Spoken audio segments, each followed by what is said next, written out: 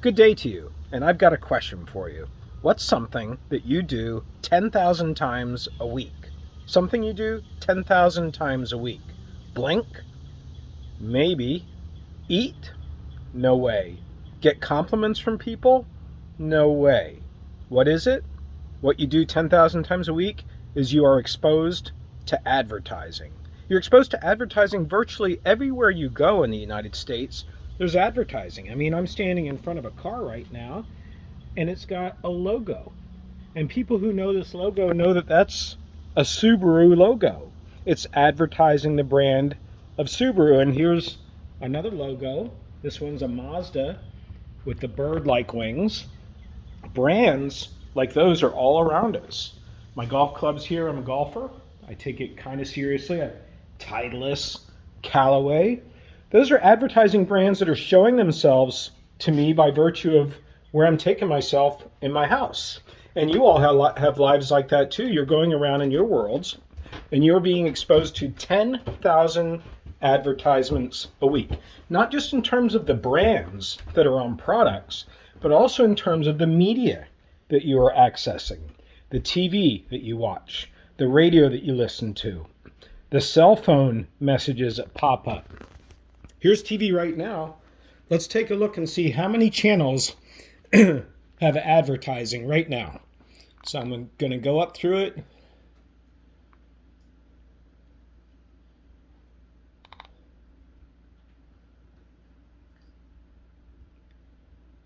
Okay, well, there's 1 out of 3 so far.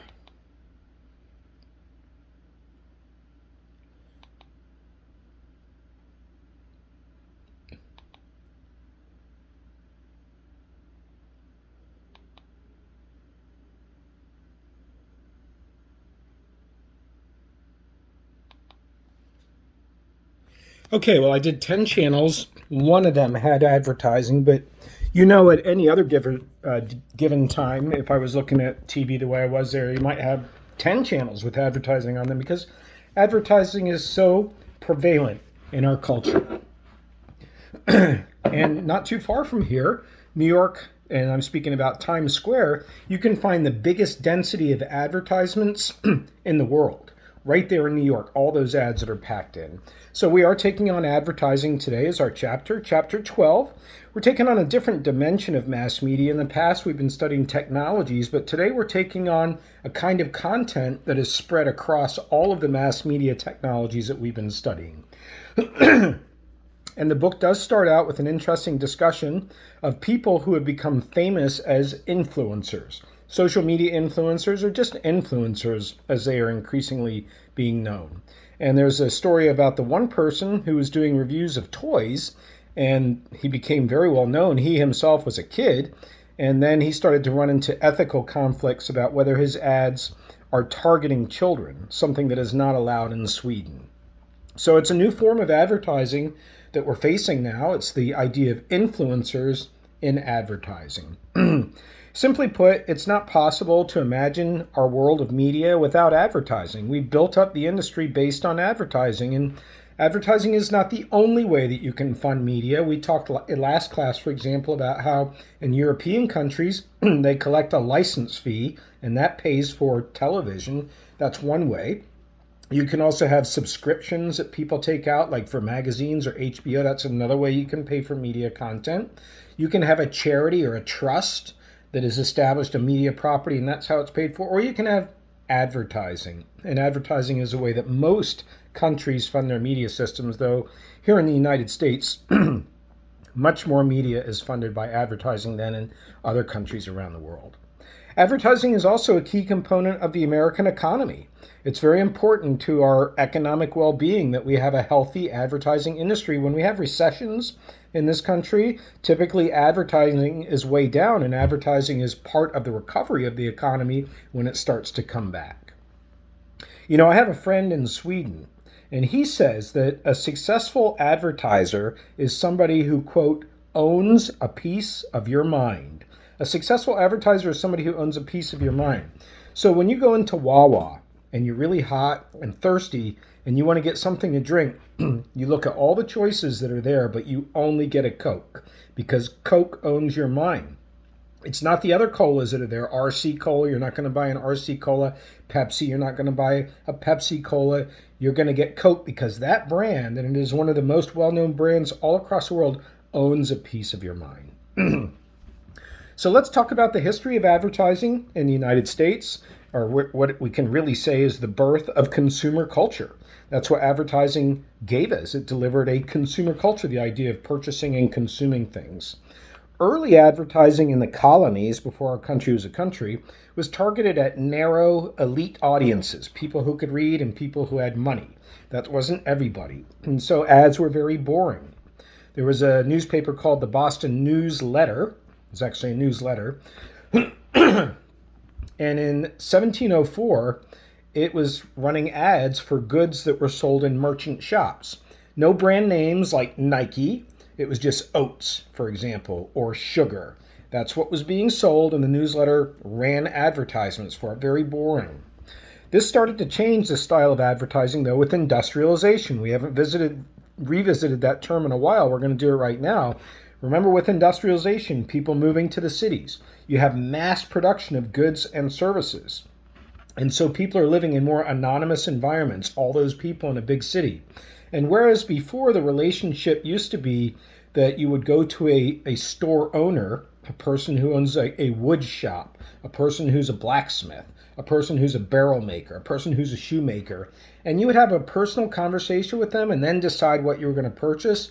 Now, that method of making your decision is changed to relying on advertising in an anonymous big city environment to make your decisions about what to purchase.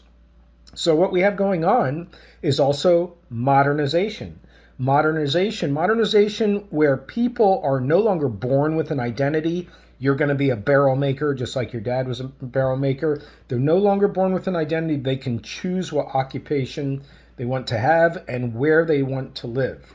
And once they realized that, advertising took on a new dimension because it started to be for products that would help us shape our identities.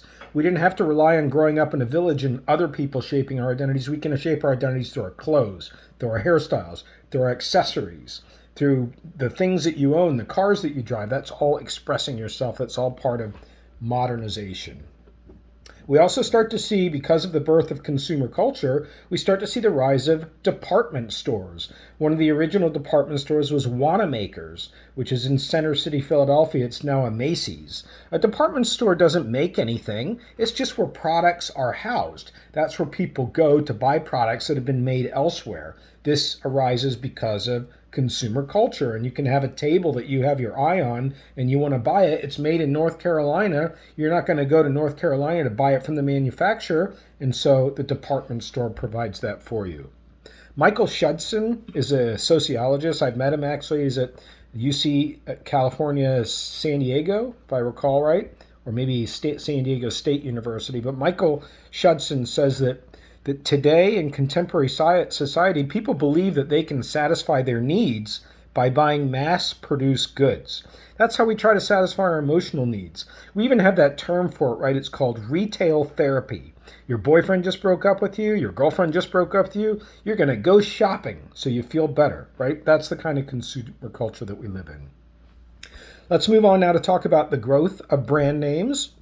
With industrial production and the Industrial Revolution that was going on, railroads and steam engines and all the other activity that was taking place in the United States, you have more and more packaged goods that are arriving to the market now.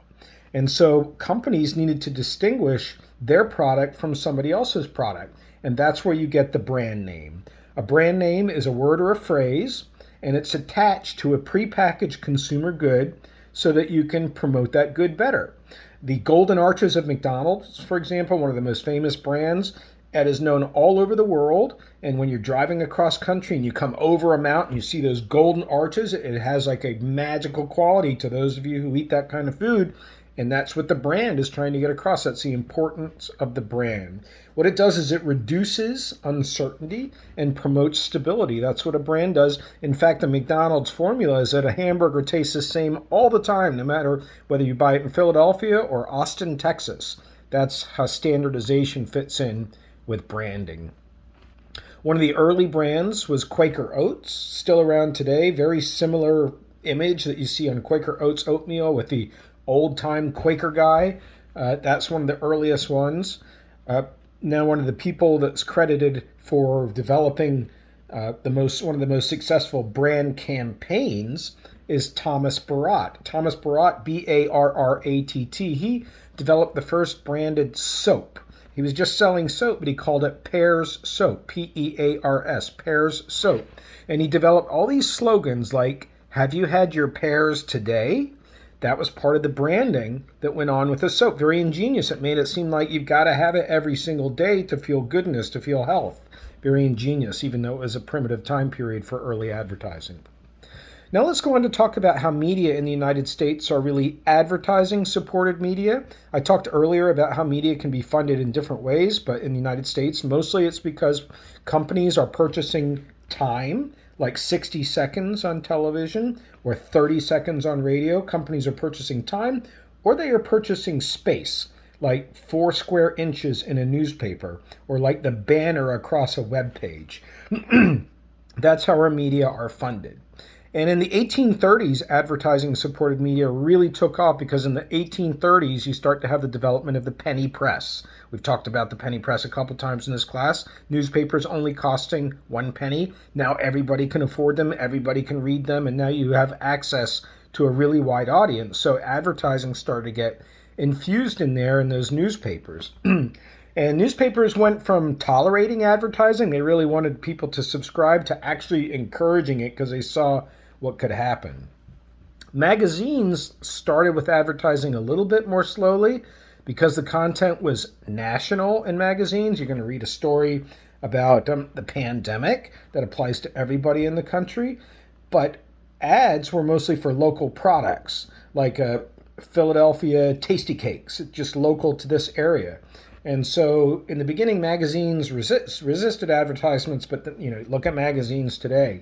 The first 20 pages of a woman's magazine, I don't say that pejoratively, but it's just a fact, the first 20 pages can be ads before you even get to the table of contents. Over to radio. Radio at first tried taxes, charging people taxes, and then tolls is what was charged next, and then they just went flat out to advertising. So radio adopted advertising very, very quickly. Television had ads from the very, very beginning. As soon as television was invented, you have ads. And the Super Bowl, right? That's the greatest venue for TV ads. The Super Bowl has a halftime, which is a show unto itself. And it is filled with pageantry of unveiling what are supposed to be the best, the funniest, the brightest, the wittiest ads. A lot of people say, though, who are critics, they say, when advertisers are purchasing stuff on media, they're not really purchasing time and space. What they are purchasing is access to an audience. If I'm purchasing 30 seconds on a pop music radio station at 6:30 in the morning, I'm not really purchasing 30 seconds. What I'm really purchasing is access to people who are 25 to 45 and who are working and who are driving in cars, because those are the kind of people who are going to be up at that time in the morning. And so that's what advertising is really doing. It's really purchasing access to an audience. Let's talk about consumer advertising now and other kinds of advertising as we go through a list of various types. Consumer advertising has 2 types. You're trying to get people to buy stuff. So the first type is local consumer advertising, and that's where you're trying to get people to go to a local store or a local business. So you're advertising the Trackside Restaurant, or you're advertising Coast Tires. Those are both local businesses here. You're trying to get people in Strasburg to go to those. That's local consumer advertising, and often that kind of advertising uses what's known as a direct action message. That's where you try to motivate people to take action and make a purchase. So hurry down, these prices won't last. It's a great example of a direct action message for local consumer advertising. Then the second type we have is national advertising. National advertising builds demand for a nationally available product or service, but it doesn't send a consumer to a specific store. So it's going to introduce you, for example, to the new Chevy Charger, for example, and then you choose where you're going to go purchase it, or it's going to introduce you to a new Maytag washing machine. And so you choose where you're going to go purchase it. That's national advertising. Moving on now to another kind of advertising, we have advocacy advertising. Advocacy advertising promotes a particular point of view. You can see all kinds of advocacy advertising when it comes to politics, especially with policies that are being considered and laws that are being considered, and Supreme Court justices who are holding hearings. You can see ads that are promoting or arguing against those people and their positions. And then you also have ads that are trying to promote public health, like milk ads, or ads that are trying to promote anti-smoking campaigns. Those are all advocacy advertising examples. Now let's go on to public service advertising. I don't really like this term because advertising is not really the same thing as a public service announcement, because there should be no profit motive, no money motive behind it. But there are public service announcements that are also trying to create some good for society. So, for example, one of the most popular public service announcements, PSAs, is McGruff the Crime Dog. McGruff the Crime Dog is a character that was created to try and teach children to be safe, to lock their homes, to keep an eye out, etc. So we have public service announcements, or PSAs. Another kind of advertising is trade advertising. Trade advertising, and that's where you're promoting a product from one business to another business. Trade advertising. If you go to a hair salon, you'll pick up a magazine in there and you'll see products for sale with clippers, for example, or shampoos, conditioners, and those are for sale from the manufacturer of those products directly to the business, to the hair salon business. They want them to use those products in the hair salon business. It's trade advertising. We have the trade magazines in broadcasting. If you're in the broadcasting field, one of the most popular magazines is Broadcasting and Cable, and it talks about what shows are hot and what shows are not. That's to sell a show to a television station. It's business to business, or trade advertising. Now let's talk about the advertising business in terms of the four major groups that comprise the advertising business, the advertising industry, if you will. And the first group is the client. The client is the company that has something to sell. It's Geico, it's Verizon, it's McDonald's. And sometimes there's a kind of a sub-motive too. They're not necessarily wanting to sell a product, they're wanting to increase awareness of a product, let you know that this product is now available. Or some ads are to encourage people to use existing products. Like you have Drano sitting in your cabinet, or you have baking soda sitting in your habit, and it's to try and get you to not just let it sit there, but to use it up so that you purchase another one. Some advertising for the client is to build a positive image of a product, to bring it back if it's had bad imagery. When airlines have a crash, they have to reinvigorate the brand of their airline. So build a positive image of a product is another reason. Convincing users to switch brands is something else that happens all the time. Coke and Pepsi, for example, they're constantly trying to steal each other's audiences. So there's a lot of different kinds of client advertising. The main ones in the United States are AT&T, Verizon, Chevy, Ford, Toyota, McDonald's, Walmart. They're all really, really big advertisers. Now let's go on to the second group involved in the advertising business. It's the ad agency. Ad agency and ad agents work for the ad agency. You can look at what an ad agency is like as it is depicted in the Netflix series Mad Men. There's a clip from that in your links for today. Ad agencies, they put the advertiser together with the media company that's going to do the advertising. And so a lot of times what will happen is McDonald's will say, we want to have a new breakfast menu. We're going to roll out a new breakfast menu. And we want this breakfast menu to appeal to high school students who are just out of high school and they're getting ready for college. They have their first summer job and they have a little bit of spending money and they want to go to breakfast in the morning before they go to work. And so that's who we're going to go for. How does McDonald's find those radio stations, those TV stations? It goes to an ad agency. An ad agency, there's a bunch of them in New York City on Madison Avenue. That's where they're known for. And an ad agency is going to say, okay, we're going to help you build this commercial. We want it to be themed like this. This is what we propose. And we're going to tell you which radio stations and which TV stations and which markets are the ones that you should buy time on. That's what an advertising does. And they have various functions that they perform, like research and planning. Research and planning, where you're identifying the characteristics of your target audience and what they're looking for in a product. So that goes on. You also have creative activity that goes on in the part of the advertising agency that's come up with a concept that will grab people's attention, make them notice, make them remember, get them to take action, the brand image, what that's going to look like. That's a lot of creative activity. Media planning is another function there, and that's media planning has to do with finding out which media, which radio stations, which TV stations, which web pages to buy time on, and then evaluate how the purchases are to make sure that you're getting feedback whether your message is reaching the people that you think that it's reaching. I've given you a list of the largest advertising agencies in the United States. You can find that in your email. Let's go on to the third group now, which is the media. The media, the ones who deliver the advertising messages. And there are two mass media that we're studying which don't have very much advertising. We want to take a moment to highlight those. Can you guess them yourselves of the media that we've studied so far that don't typically have advertising? One is the book, right? The book is not a great medium for advertising. It's too permanent, too long, has too much longevity. Advertisements need to change all the time.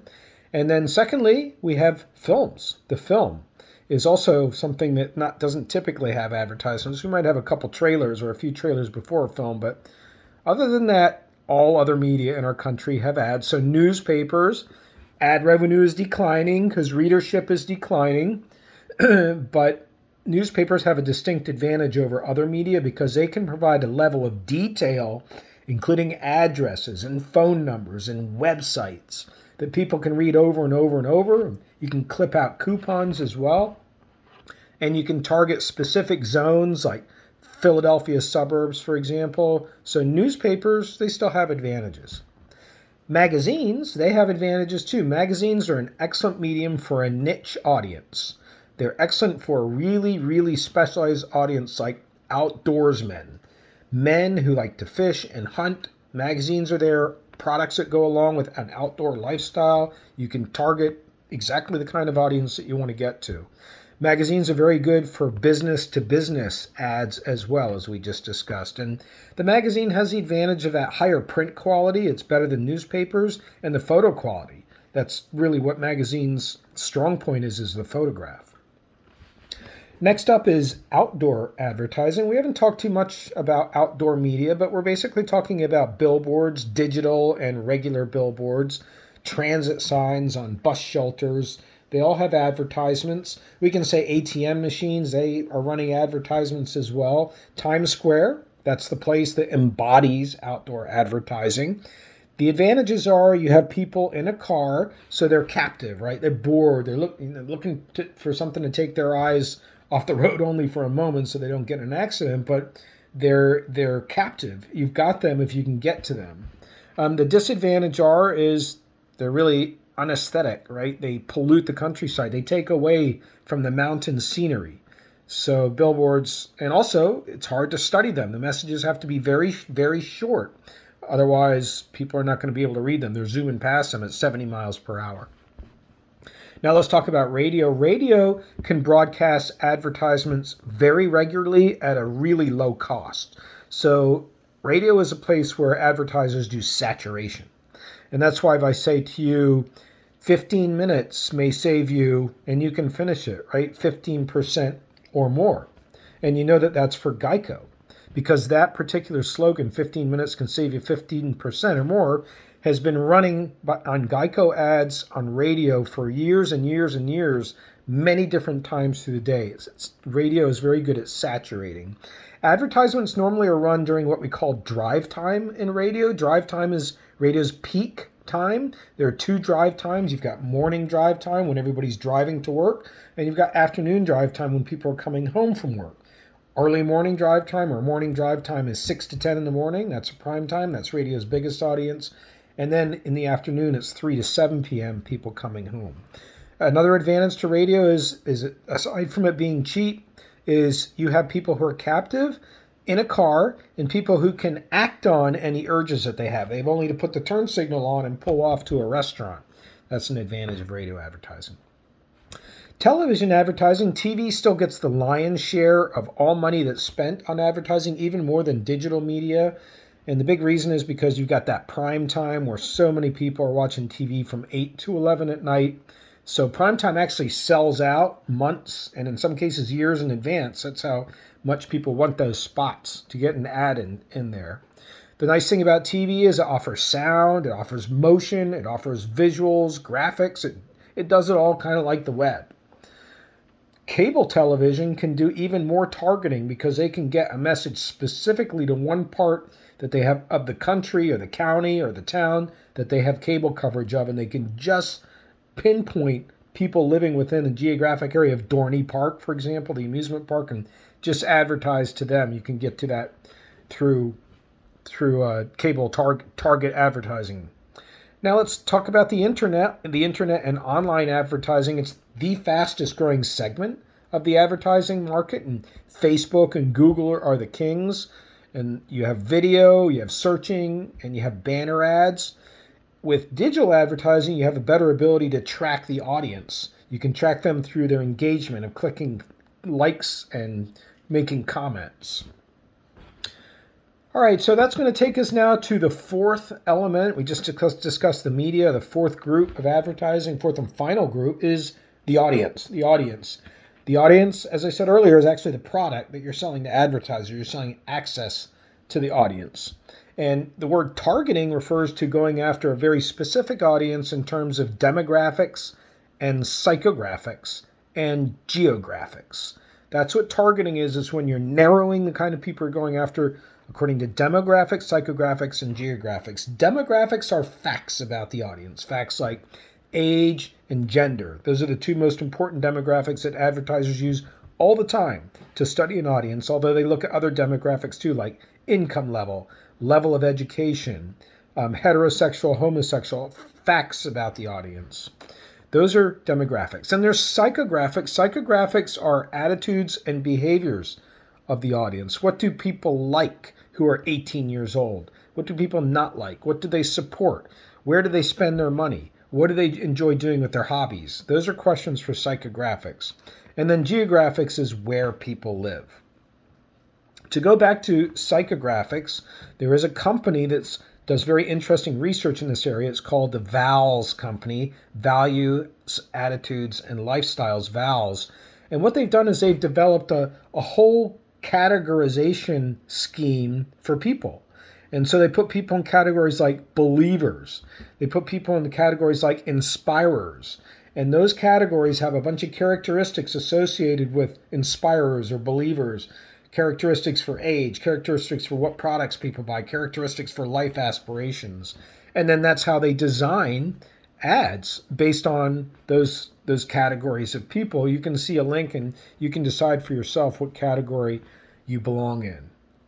Now let's move to talking about advertising in contemporary culture.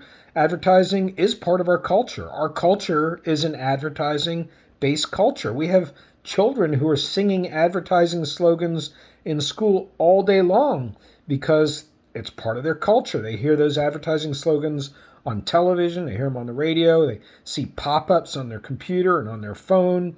So advertising is central to American culture. The jingle, the actors, the sayings, the slogans are all part of what we tend to celebrate about American life. But there are a lot of criticisms of advertising, a lot of criticisms, one of which is advertising gets you to buy things that you don't need and that you don't really want, but you buy them because you feel like you're falling behind others or you're just too tempted. I mean, probably more than half of the class right now has a credit card bill that you're not quite sure when you're going to be able to pay it off, right? That's a good example of stuff you've bought that you don't need. If you have more debt than you have credit, you've bought stuff that you don't need. Secondly, advertising is criticized for being ugly. It's really ugly to drive across the countryside and see billboards, in my opinion, especially ones that are weathered and falling apart. And that's why I can appreciate places like the Blue Route in Pennsylvania, down by Philadelphia. It's billboard free. That was a requirement by the people who lived there. If you're going to put this extension the turnpike through our neighborhoods, we don't want to have to look at that because advertising is ugly. Not all advertising is ugly, but certainly cluttered advertising is ugly. Also, advertising is criticized for squeezing legitimate content. If you watch the half-hour news in the evening, you're not really getting the half-hour news. You're getting 22 minutes, and the rest is advertising. So that 22 minutes that you have ends up squeezing people's sentences.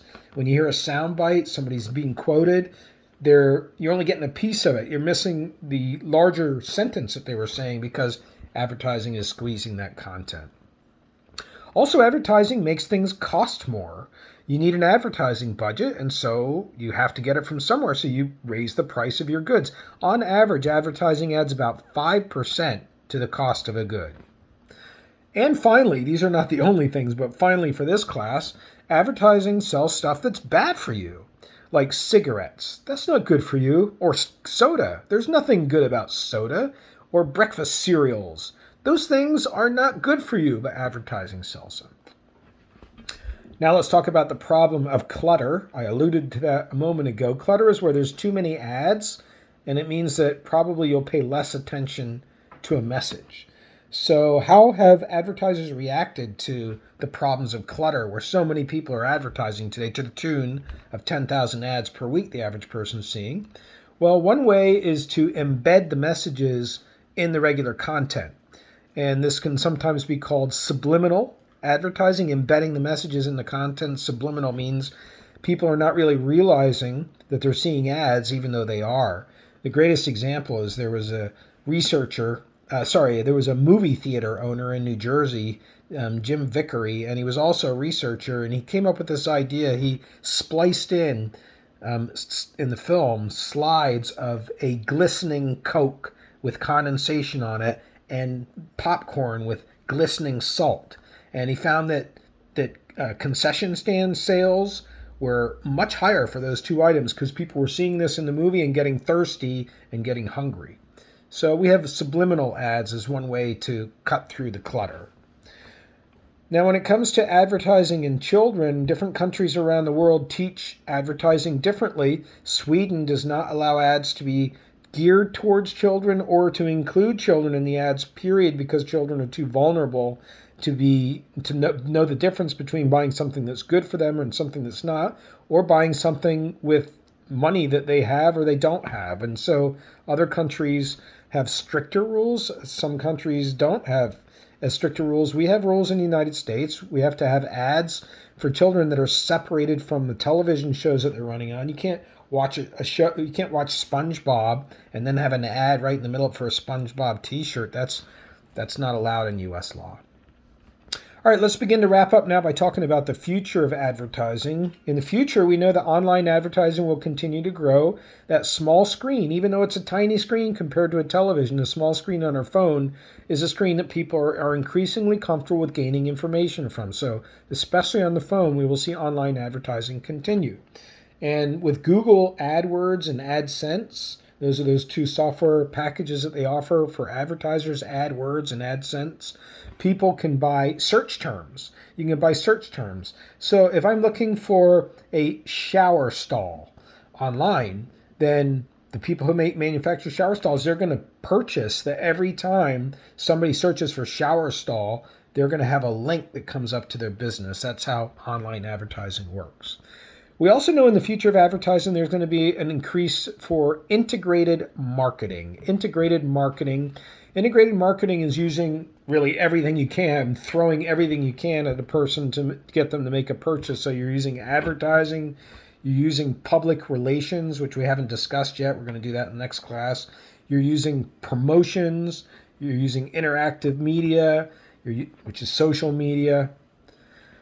Also in advertising's future, we will probably see advertorials and native advertising. The book addresses those two, advertorials and native advertising. Advertorials is where you can't really tell the difference that an ad is in the middle of the content. You don't really recognize it as an ad. If I'm reading a newspaper in the winter, a lot of times I'll come across what looks like a news story on an Amish fireplace that is ventless, it's ductless. You can keep it in your house and burn it. And then I see at the bottom it says paid for advertisement, but it looks like a news article. That's That's what advertorials are, but native advertising takes it a step forward. It gets whatever the content of the ad is to look exactly like the rest of the content in the newspaper, in the magazine, in the TV show. We also know that in advertising future that mobile advertising is going to continue to play a big role. That advertising on a phone, even though phones are small, they're always on. The phone is always with the person who owns them, so you have control over that. Those are two big advantages of phones. We also know that in the future of advertising, we will have product placement, and that's where an advertiser will go to a film or go to a TV show and say, we want to purchase the right for our product to be used during the show. So like The Voice on television, they always have Starbucks coffees. That's product placement. Starbucks is paying for them to have that Starbucks logo on the desk or on their table while they're doing their routine for their TV show. And finally, we know that in the future of advertising, we're going to have social marketing that takes place. Using social media and the people associated through your social networks to advertise. The big battles that have gone on in the recent past for chicken sandwiches at Popeyes and Chick-fil-A. It's all about getting the buzz going on social media and getting people to attack the other company and to raise some kind of stink so that it draws the attention of people. It's like, driving down the highway and rubbernecking when you see an accident. That's social media is tried to do that, to stir up a spectacle, trying to stir up a spectacle as an advertising strategy. And social media influencers like Jake Paul, the Paul brothers, PewDiePie, they're great examples of the new form of marketing that's social media marketing. And that wraps up our class on advertising. Have a great day.